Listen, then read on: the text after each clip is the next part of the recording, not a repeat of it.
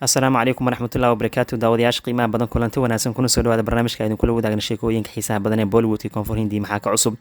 haddii aad tahay saaxiib nagu cusub janaalkan zaki media subscribe inoo saar ciwaankana waxaa suldaa meesh baabuu innaba caadi maa xarakaadka uu suldaanka la imaaday master tollywood ayaa ninkan loogu yaraa wuxuu la imaaday reer tollywood waxay u baahnaayeen filimkiisa suldaan meesh baabuu 28 hadda kadib looguma yeeri doono magaca rasmiga lasoo bandhiga waa gunter karam sidoo kale tan waxaa lasoo raacsiiyey highly inflammable odaga waxaa laleeyahay dabkiisa kacsan ama xanaaqiisa cirka sare marayo saa darteed suldaanka isbaagu soo laabtay muusigada uu garaacaya thammaan innaba caadi ma ahan iyo agaasinka uu la imaaday tiri fikram waxaa la joogaa tuulo siduu u xarakeenaya suldaanka caadi ma ahan waxaa muuqataa le filimkan blackbuster ritam meel kasta blackbuster lagu qoray meesh baabu wuxuu la soo laabtay xarakaadkii lagu yaqaana tiri fikramna hadda daaragta lagu gaara ma ahan emotionkii xarakaadkii actionka thammaanna music laguma gaaro combinationkan waxaa le innaba caadi ma noqon doono feestaga sankarantii ee horaanta sanadka cusub 12 janaayo waxbaa dhici doona hadduu alla idmo magaca suldaanka uu la imaadana waa gunter karam muuqaalkuu soo bandhigay hal daqiiqo soconayna maanta xarakaadka waa la yaabay sacabkii foorida ka dhacday shaleemooyin hyderabad ku yara lagu soo bandhigay iyo internetka lagu soo daayay saa darteed waxaa leedahay real maski la yaqaana saxda ahay ayaa soo laabtay ninkan superstar mr lugu dabcan dood lama gelin karo ban indi waxaa sigama dhageysto wuxuu keliya dabcan ahmiyadda siiyaa gobolka kasoo jeedo awoodiisan waa la ogyahay halkay gaarsiintahay marka haddii aad daawatay gunter karam commentigaaga noo reeb highly inflammable siduu u xarakeeyay odaga caadi maha suldaan meesh baabuu mar kale waxaa leeyahay suldaanka uu soo laabtay wixii laga filaya wax ka weyn ayuu la imaaday dhinaca kale ciwaanada kale soo qaadan karna waxaa qaybka shabakada caanka ee box office india waxay soo bandhigtay Mumbai circuit ama deegaanka Mumbai waa gobolka Maharashtra iyo Mumbai hareeraheeda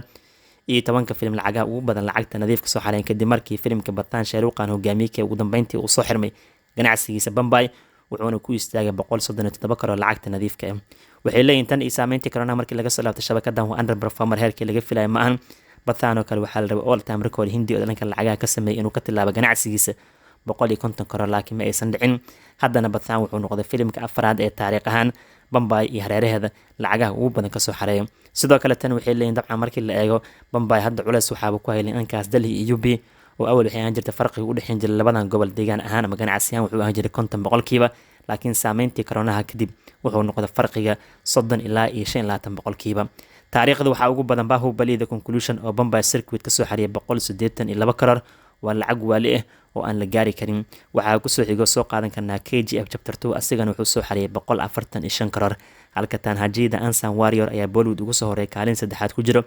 Mumbai circuit wuxuu ka soo xareeyay 144 karoor ku dhawaad halka Batan uu soo xareeyay 137 karoor Dangal wuxuu keenay 104 karoor BK wuxuu soo xareeyay 104 karoor Tiger Zindahe wuxuu soo xareeyay 103 karoor Sanju wuxuu soo xareeyay 101 karoor ama ku dhawaad 102 karoor saa darteed 8 filim ay u soo gashay Mumbai hareeraheeda in 100 karoor ganacsi ay ka tilaabaan sagalaad waxaa ku jira RR oo soo xareeyay 93 karoor tobanaadna waxaa ku jira Drishyam oo asagana 93 karoor soo xareeyay saa darteed marka South is not easy and dhikara waa qira sababtoo ee 10 filim ee taariikh ahaan Mumbai circuit lacagaha ugu badan ka soo xareeyeen haddii 7 filim oo kamid ay ku leeyihiin waliba laba kamid ah koowaad iyo labaad ay ku jiraan koonfurta waana haystaan laakiin waana iska qaadnaa isku tashanaa aniga Bollywood team ahay lafii hore sagaashamaadka aflaanta bilaaba marka Bollywood always marka originalka aniga kama haray waan soo laaban doonaa hubanti ahaan laakiin awoodda koonfur way muuqataa oo lama qarin karo marba haddii 10 filim ee taariikh ahaan Mumbai lacagaha ugu badan ka soo xareeyeen saddex kamid ay leeyihiin labada ugu sareysana koonfur dabcan ay qaateen idinka idin soo aragtidina ka dhiibta rekoorkan haatan dhacay ee soo update gareeya box office intii ay leeyihiin Batan uu dhaafi waa KGF iyo Tan Haji iyo Bahubali markii la jooga Mumbai aqyaarta qiimaha badan ciwaanada kala soo qaadan karna waxaa qaybka Power Star Bawan Kalyan filimkiisa OG oo ku xarakeynaya shaqo ahaan dhankaasi Mumbai lagu duubay hadda waxaa leeyahay mashruucan xiisaha badan xilliga la daawan doono ayaa la ogaaday Bawan wuxuu doonayaa taageerayaashiisa in badan inuu garab istaago filimkan waxaa directorka Sujit oo ku caanbaxay filimkiisa ho shaqadiisana si waxay u socotaa full ah waxa lagu soo duubay Mumbai haddana Hyderabad ee lagu duubaa OG waxaa la leeyahay filimkan waxaa la daawan doonaa October sidoo kale tan wuxuu noqon doonaa filim kale oo Bawan Kalyan sanadkan gudihiisa u soo baxaya kan ugu soo hore u soo baxay waa filimka lagu magacaabo Bro oo uu la sameeyaa wiilku adeerku iyo Sadram Tej la daawan doono 28 July filimkan dabcan wuxuu ka yahay marti uu ka yahay waa door caawiyo matala laakiin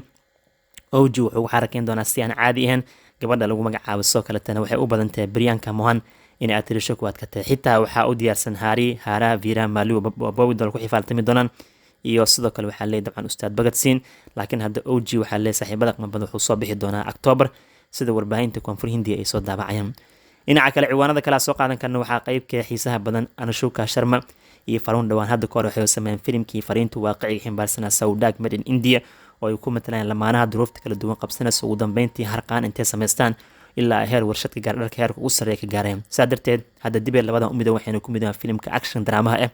oo Atli uu director ka yahay shaqo ahaan dhawaan la bilaabi doona bisha July Farun Dhawan Atli ya dabcan uu la shaqeyn doona mid kamid directorada ugu saameynta badan kaasoo filimkiisa Jawan Shaaruqan u sameeyay la daawan doona 7 September next movie na Farun Dhawan ayaa gacanta ku dhigay xidigtan caanka filimkeedii ugu dambeeyay ee masrax loo saaray waa Anushuka Sharma wuxuu ahaa filimkii Zero oo ay Shaaruqan la sameysay kadib gabadhan hadda hooyo iska noqotay waa iska mashquushay laakiin hadda she is back way soo laabatay Sultan actress BK gabadhii Bollywood ka xilli haysan jirtay oo soo laabanaysa hadda waxaa leeyahay xidigtan waxaa u diyaarsan filim lagu magacaabo Jagdi Express oo Netflix sanadkan gudihiisa laga daawanayo sidoo kale xitaa filimka Campiones American producer-ka waxay u badan tahay in la sameyn doonto Ranbir Kapoor haddana waxay gacanta ku dhigtay Atli Kumar filimkiisa xigo oo Farun Dhawan uu hogaamiyay marka she is back way soo laabatay xidigtan waxay u dhaxdaa ciyaarahan cricket ka ciyaaro ee lagu magacaabo Virat Kohli ciyaarta qiimaha badan ugu dambeyntii filimka Beja Karan oo Vijay Anthony hogaamiyay wuxuu noqday hit dhameystiran all indie business wuxuuna ku gaaray 12 cisho Telugu hadda wuxuu u dalacay filimkan super hit maadaama 15 karoor baro ka soo xaray 12 maalmood ugu horeyso qoliyaha cajaladaha qiimahan saami ahna ay keenay 8.66 karoor ganacsigiisa tamiin la duu markii la fiirin wuxuu maraa 14 karoor bar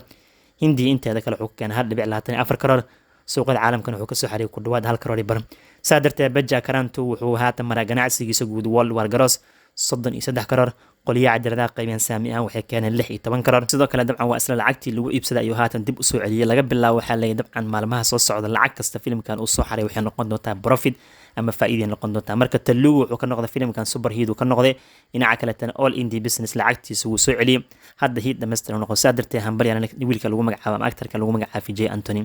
dhinaca kale ciwaanada kale soo qaadan karna waxaa qeybka saaxiibada qiimaha badan actorka lagu magacaabo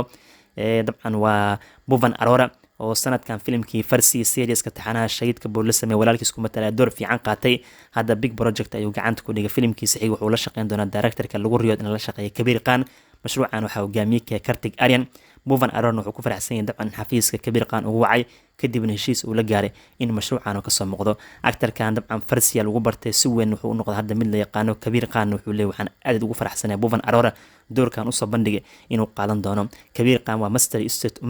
storyteller waa sheekooyinka lagu magaara qaabka uu sheego waa ninkii sameeyay Kabul Express waa ninkii sameeyay New York waa ninkii sameeyay dabcan Ekta Tiger waa ninkii sameeyay dabcan Bajrangi Bhaijaan waa ninkii sameeyay 83 waa director yaqaan fariimaha uu dooranay iyo qaabka uu dhigay saadata next movie waxa uu producer garan ama u maalgelin Saadna Diidwala Kartik Aryan hogaamiye ka ah Bhuvan Arora Karen Hersara iyo filimkan ka qaadan doonaa dhinaca kale waxaan soo qaadan karnaa ciwaanada qaybkii armeeshan koonfur waa ku dhacday ceebta ku dhacday hilfaha loo qaaday anigana waa soo qaadana maxaa ka rabtiinay South India waxay ii dhaheen waxaan nahay ban India wax kasta waxaa leeyahay dabcan dhalaalaya dahab ma ahan 14 filim ma inta ku taala aqyaare ayaa sanadkan waxaa lagu soo xaday waa ban India movie daawada laakiin deegaanka laga leeyahay kaliya waxay ka sameeyeen ganacsi muuqdo inta kala daadka qaaday oo waxaa leeyahay koonfur hadii ay ka soo tagaan waqooyiga inteeda kale cid ka daawata malaha waa wax dabcan surprise ah oo aan aqliga gali karin 14 filim oo koonfur hindi laga leeyahay la codeeyay kadibna waxaa la ban India movie team 13 filim oo kamid ah